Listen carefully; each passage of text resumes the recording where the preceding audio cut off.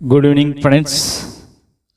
SSC board में exam देने वाले जो 10वीं का एग्ज़ाम दे रहे हैं या देने वाले हैं, उनके लिए एक वीडियो लेकर मैं आपके सामने हाजिर हुआ हूं। ये मराठी सब्जेक्ट है, ये अंतर भारतीय टेक्स्ट बुक के लिए जो 40 मार्क्स का पेपर होने वाला है। मैं नफीस अहमद फारूक स्कूल में टीचर हूँ और मेरा ये फ़ोन नंबर है 9833552356। ये टेक्स्ट बुक है जो मेरे बैक साइड में दिख रही है आपको, क्योंकि ये टेक्स्ट बुक इसके लिए दिया हूँ क्योंकि इंग्लिश मीडियम के लिए अलग होती है, मराठी मीडियम के लिए मराठी अलग रहती है और दीगर अलग अलग लैंग्वेज। लेकिन ये जो है 40 मार्क्स की जो पेपर है, इसके अंदर में ये उर्दू मीडियम के लिए है, हिंदी मीडियम के लिए भी है, गुजराती मीडियम के लिए और कुछ इंग्लिश मीडियम के लिए भी ये टेक्स्ट बुक यूज की जाती है। ये उनके लिए है। आइए हम लोग आज देखते हैं। इसमें सबसे पहले जो है हम देखेंगे कि किस तरह से पेपर आपके लिए आएगा, मतलब पेपर कितने मार्क्स का, कैसे कैसे डिवाइडेशन रहेगा। तो सबसे पहले देखिए, आप लोग बता दूं, गद्य विभाग है। ये गद्य विभाग 12 मार्क्स के लिए आपके लिए पूछा जाएगा। उसके बाद में जो है ये पद्य विभाग है, 8 मार्क्स के लिए पूछा जाएगा। उसके बाद में ये भाषा अभ्यास है, ये 8 मार्क्स के लिए पूछा जाएगा। और ये उपयोजित लेखन है, ये आपको 12 मार्क्स के लिए पूछा जाएगा। इस तरह से ये टोटल 40 मार्क्स का पेपर आपके सामने रहेगा।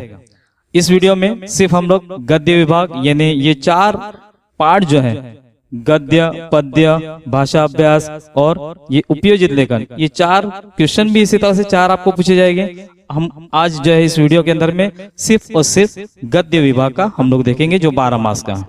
ठीक है, चलिए हम लोग देखते हैं 12 मार्क्स के लिए किस तरह से आपके लिए पूछा जाएगा। तो सबसे पहले देखिए, ये विभाग है फर्स्ट। ये फर्स्ट विभाग के अंदर में जैसे मैंने बताया था 12 मार्क्स के लिए रहेगा।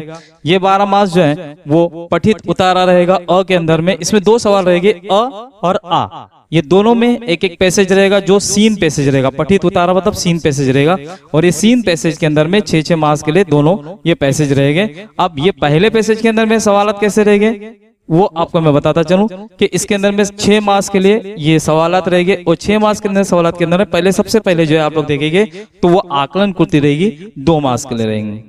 फिर आकलन कृति रहेगी, वो 1 मार्क्स के लिए रहेगी। फिर तीसरा सवाल रहेगा वो स्वमत रहेगा, ये स्वमत 3 मार्क्स के लिए रहेगा। इस तरह से ये 6 मार्क्स के लिए आपको पूछा जाएगा। ये 6 मार्क्स के लिए रहेगा, पहला सवाल रहेगा। ये है आ के अंदर में आप लोग के लिए पूछा जाएगा, वो सेम पैसेज रहेगा, लेकिन यहाँ पे सवाल चेंजेस हैं। किस तरह से चेंजेस हैं देखिए, आपको बता दूं, ये भी पठित जो है उतारा ही रहेगा, 6 मार्क्स का रहेगा।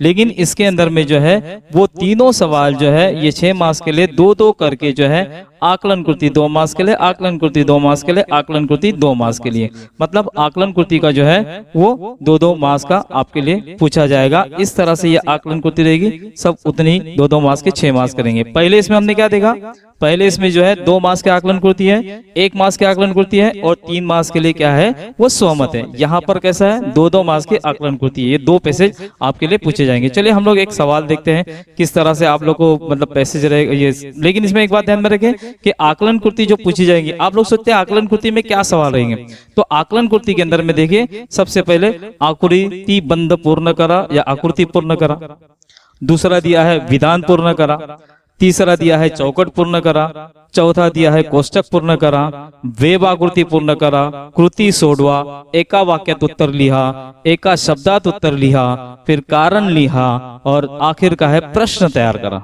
इस तरह से सवालात रहेंगे। देखिए ये सवालात जो दिए जाते हैं ना, आप लोग को बड़े बड़े उसके आंसर नहीं लिखना है, शॉर्ट में लिखना है। आप कैसे शॉर्ट में लिखना है, यहाँ पर मैंने उसका भी डिक्टेशन किया हुआ है कि 1 शब्द या तो फिर 2 शब्द, अनेक शब्द या फिर आपको दिया हुआ एक संपूर्ण वाक्य। अब एक संपूर्ण वाक्य कहाँ पे आएंगे, कारण लिया, एका वाक्य तो उत्तर लिया, प्रश्न तैयार करा। इस तरह से सवाल रहेंगे, वो एक वाक्य में पूरा पूरा आपको लिखना है, वरना सिर्फ आपको शॉर्ट में लिखना। देखिए आप लोगों ने भर भर के जवाब इसमें लिखे ना तो आपको नंबर नहीं मिलेंगे, इस बात को ध्यान में रखिए। चलिए हम लोग देखते हैं एक पैसेज। ये पैसेज जो मैंने लिया हुआ है, मकबरा माझा मनातला।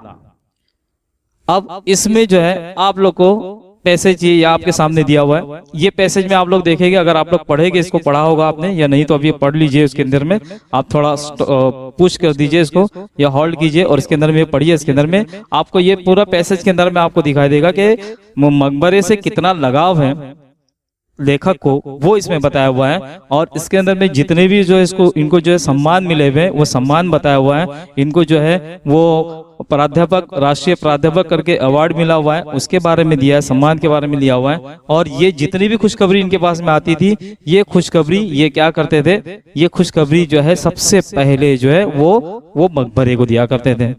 और इन्होंने पावसाड़ा, हिवाड़ा, उन्हाड़ा ये तीनों ऋतु जो है उनके साथ में बिताए हुए हैं। किस तरह से वो सारे इस पैसेज में दिए हुए हैं। अब इस पैसेज पर सवालात कैसे आएंगे उसको भी देख लेते हैं हम लोग। इस पैसेज पर सवालात इस तरह से रहेंगे। पहला दिया जाएगा आप लोग प्रश्न क्रमांक 1 उतार्याच्या आधारे सूचनेनुसार कृती करा। अब उसके अंदर में पहला सवाल आकृति पूर्ण करा। आकृति पूर्ण करा में एक आपके लिए सवाल यहाँ के सामने दिया हुआ है, लेखकाला मिळालेले पुरस्कार या सम्मान। कौन कौन से पुरस्कार मिले हुए, सम्मान मिले हुए, तो ये 4 बॉक्स आपके सामने दिए हुए। इस 4 बॉक्स को जो है आपको पूर्ण करना है। कितने मास के लिए रहेगा ये? 2 मास के लिए रहेगा। 2 मास एलो में दिखेगा, 2 मास के लिए रहेगा, जैसे मैंने आप लोगों को पैसेज में बताया था। दूसरा सवाल दिया हुआ यहाँ पर एका वाक्यात उत्तर लिया। अब एका वाक्यात उत्तर लिया, लेकिन सवाल क्या है वो देखो, मकबरा उत्तर येईल असा प्रश्न तैयार करा। आपको सवाल तैयार करना है। आपको क्या करना है? सवाल तैयार करना है। ये कितने मास के लिए? 1 मास के लिए।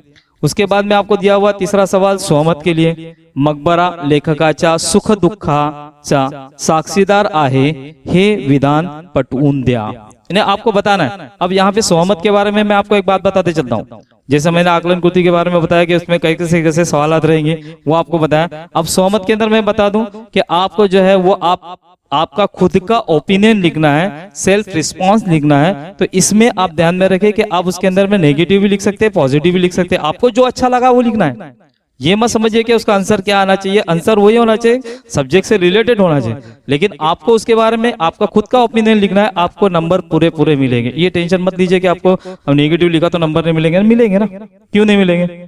आपको मिलेगा। खाली आपका ओपिनियन वहां पर उस सब्जेक्ट से रिलेटेड होना चाहिए। ये कितने मास के लिए? ये 3 मास के लिए। इस तरह से 2 1 3 इस तरह से रहेगा।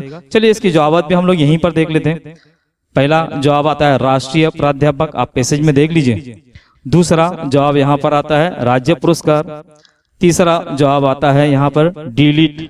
और चौथा जवाब यहाँ पर आता है श्रेष्ठ संत साहित्य। इस तरह से 4 जवाब उसके बॉक्स में लिखना है। देखिए बॉक्स में लिखना है। और एक आपको बता दो, ये वेब बनाते वक्त, वेब जार्ड बनाते वक्त ध्यान में रखिए, आप पेंसिल से भी बनाया ना तो आपको मार्क्स मिलने वाले हैं। क्योंकि वहां पर पेपर में पहले दिया जाता है, ऊपर दिया जाता है कि आप ये बॉक्स जो है वो पेन से ही बनाइए। लेकिन आप पेंसिल से भी बनाएंगे तो आपके नंबर नहीं कटेंगे। इस बात को ध्यान में रखिए। आप पेंसिल से भी बना सकते हैं। अब दूसरा सवाल यहाँ पे दिया था, एका वाक्यात उत्तर लिया। सवाल तैयार करना है। अब सवाल तैयार करते वक्त ध्यान में रखिए, लेखका बरोबर कोण युगानुयुग वाटचाल करणार आहे। सवाल या निशान मैंने दिया, हालांकि जवाब लिखने बोला लेकिन सवाल, क्योंकि सवाल तैयार करने बोला, इसके लिए सवाल या निशान देना आपको बेहद जरूरी है। और सहमत का हम लोग प्रेजेंटेशन में देखेंगे किस तरह से आप लोग लिखते हैं। आइए प्रेजेंटेशन देखते हैं। ये प्रेजेंटेशन देखिए, सवाल नंबर 1 लेफ्ट साइड पे मैंने लिख दिया, खाली एक ही बताओ लिखा 1, क्योंकि यहाँ पर नंबर जो है वो इंग्लिश में दिए हुए हैं तो इंग्लिश फिगर में ही आपको लिखना है। फिर अ दिया हुआ है, मैंने बॉक्स बना के बीच में लिखा हुआ है, अच्छा दिखने के लिए मैंने लिखा हुआ है। आप लेफ्ट साइड पे भी लिख सकते हैं। उसके बाद में 1 नंबर लिखकर जिस तरह से दिया हुआ है। एक खास बात आप देखेंगे यहाँ पर, खास बात कि वहां पर सवाल के अंदर में एक लाइन में बॉक्स बने हुए थे, लेकिन यहाँ पर मैंने क्या किया, ऊपर नीचे कि मेरे पेज में नहीं बैठ रहा है, मेरे पेज में नहीं बैठ रहा तो मैंने उसको एडजस्टमेंट किया हुआ है। अब एडजस्टमेंट कर लिया तो आप लोग भी एडजस्टमेंट करके लिख सकते हैं। फिर एक लाइन छोड़कर मैंने क्या किया, दूसरा सवाल का जवाब लिखा। फिर एक लाइन छोड़कर फिर सहमत लिखा हुआ है। सहमत भी देखिए, ऐसा आप लोग सोचते हैं कि सहमत कितना बड़ा सा लिखना है, ऐसा नहीं है। आपका जो है वो जो सवाल जो दिया हुआ है उसका जो है मकसद पूरा हो जाए तो आपका जवाब कंप्लीट है। फिर वो आप लोग 5 लाइन में लिखो, 6 लाइन में लिखो, 8 लाइन में लिखो, वो आपके ऊपर है, लेकिन वो सवाल का जवाब उससे जुड़ा हुआ होना चाहिए। और मैं समझता हूं इस तरह से प्रेजेंटेशन लिखोगे, आप लोग बनाओगे, परफेक्ट लिखोगे तो आपको नंबर अच्छे से अच्छे मिलेंगे। ठीक है, तो इस तरह से ये पहला सवाल आपको हल करना है। नेक्स्ट वीडियो के अंदर में मैं दूसरा सवाल लेकर आपके सामने हाजिर होगा। तब तक आपके लिए धन्यवाद, शुक्रिया, जज़ाकल्लाह, थैंक्स।